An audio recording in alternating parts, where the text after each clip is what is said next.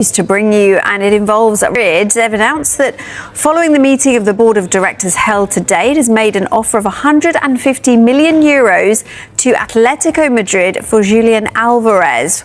Well, after reviewing and evaluating the offer, Atlético Madrid has expressed its gratitude for the proposal made within the framework of the good relations between both clubs, and referring to the player's release clause. So they have a 150 million euro bid for Julián Álvarez.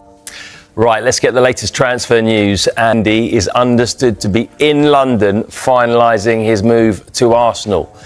Arsenal have an agreement in principle on all aspects of the deal, including the £51 million release clause and personal terms on a long-term... We've been mega excited. You know, speaking to Ray Parlour recently, and Ray was saying, he was asked, what do you think Arsenal need? And before the sentence had even finished, striker. He said, need another striker. Because if you're really going to, fight for the top prizes again, you've got to have that strength and depth of attack. Julián, to me, would be an enormous coup for Arsenal. Because he would, on paper. Like, look, he is one of the best players in the world on his day, and I have no problem saying that. One of the top 10, I would say. But there's always the question of the physical load with him, and that is a massive problem. Coming back to the Premier League is not a way to fix that, for me. Now, look, maybe if Arsenal are stacked enough and they rotate him with Gyökeres, maybe it all works.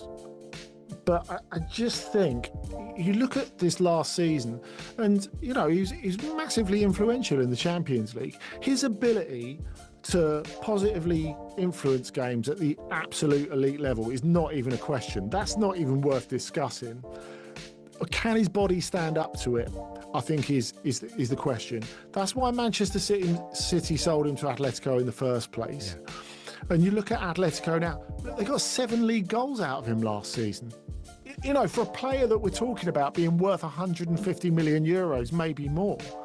So I think if Atletico get out of this with a decent profit on what they paid City for him, I think they've done all right, and get some other team to assume the risk. Because the reward's very high, but I think the risk is very high as well. Whereas it's sort of the inverse of the Adeyemi deal, really.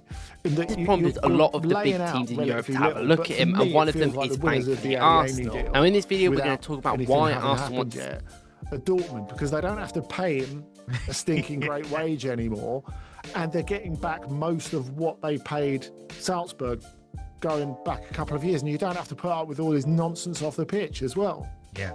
And just on Alvarez as well, he was quite public about the fact he wanted to leave. He said, it's my dream. My suspicion is he's talking about Barcelona. But that... Well, he is, but it can't happen. Yeah. Because the finances aren't there, are they?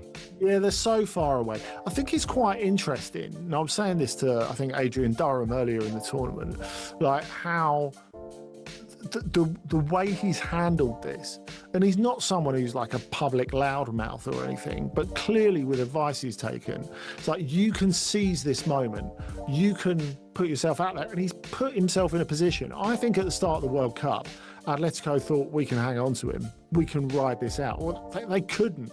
The minute he said that and it went around the world, they couldn't hold him. And I think that's really interesting, because if you go back to, say, Euro 2008, where Cristiano Ronaldo desperately wanted to leave Man United and he desperately wanted to go to Real Madrid, and United managed to keep a lid on that, even though he's the most famous footballer in the world at the time, they managed to keep him for that extra year.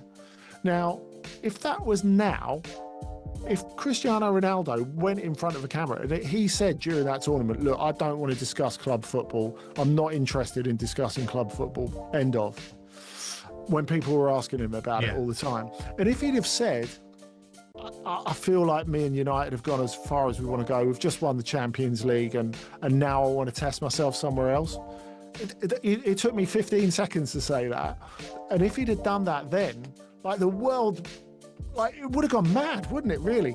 And from that point, maybe United would have found it hard to keep him. Not then, but if he'd have done that now, if we imagine Cristiano Ronaldo was that age now, it would have been an impossible situation. I guess it goes to show how much the world of media and transfers has changed, and the influence that the media can have on transfers. Really intrigued to see what happens with Alvarez. Also